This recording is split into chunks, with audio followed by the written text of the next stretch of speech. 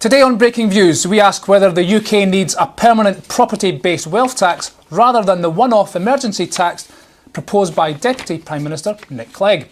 With me now to discuss the story is Reuters Breakingviews Assistant Editor Robert Cole. Robert, good to see you again. Hiya.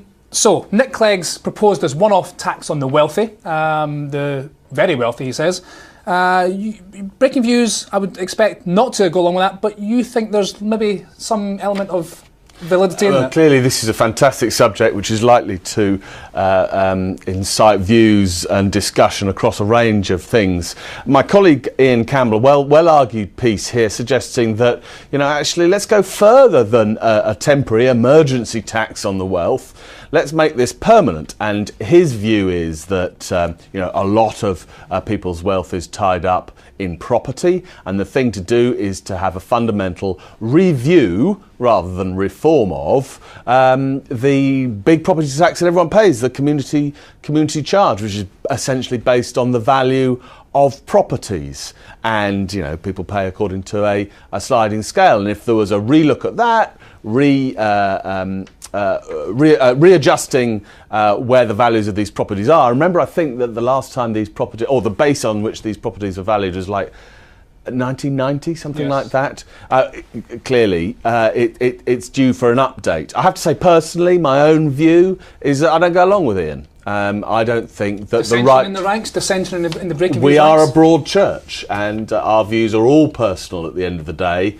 Under the umbrella of Breaking Views. My own view is that, I think that the wealthy should pay as much tax as we can get out of them. But the interest should be in not attacking the rich, just as it should be not in attacking the poor either. It should be about trying to get as much tax for the state as is possible, stroke appropriate.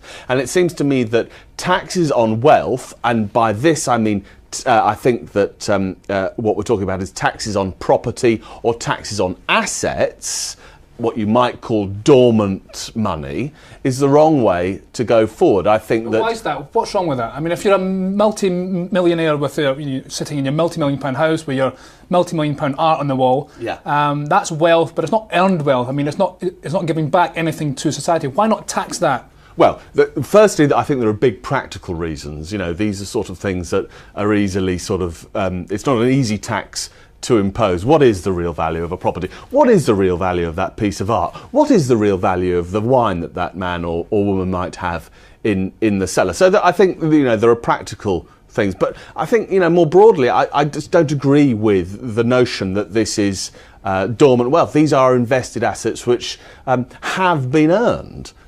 That person earned money through his career to be able to afford to buy that house. They have been taxed once in the earning of the income, and they shouldn't be taxed again, it seems to me, when by accumulating assets, they're actually taking themselves off being a potential burden on the state. But the important thing is that I think that, it's through income that people, as it were, don't mind paying tax so much and are therefore willing to pay tax a bit more. So what I think the focus of a government should be is ensuring that everybody's wealth, or everybody's ability to accumulate wealth, by which I mean everybody's ability to earn income, should be taxed. I'd be in favour of reducing tax rates in the very, very sure knowledge that would increase tax takes. Well, that's questionable, isn't it? No,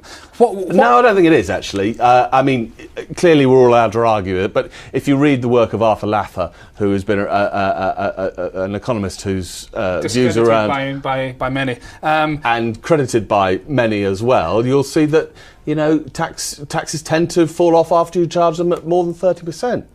What Nick Clegg said was, if we want to remain cohesive and prosperous as a society, people of very considerable personal wealth have got to make a bit of an extra contribution. And that is undeniable. I agree with that. I also think that, clearly if Nick Clegg is pressing some political buttons, that's fine as well. But the fact that nobody seems to want to address here is it's a very, very simple sum, really. How much tax do you get if you charge 20% on £100 of income? I think even I can work that one out. And how much tax do you collect if you charge 30% on £50 of income? The important thing is to get people earning more. If people earn more, then they can be taxed more at lower rates. Okay, and that's what we ought to be concentrating on.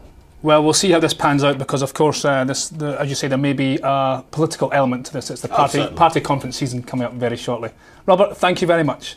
That's all for now. My thanks there to Robert Cole. For more agenda-setting financial insight, do watch our US Breaking Views show every day at 12:30 Eastern, 17:30 BST. I'm Jamie McGeever. This is Reuters.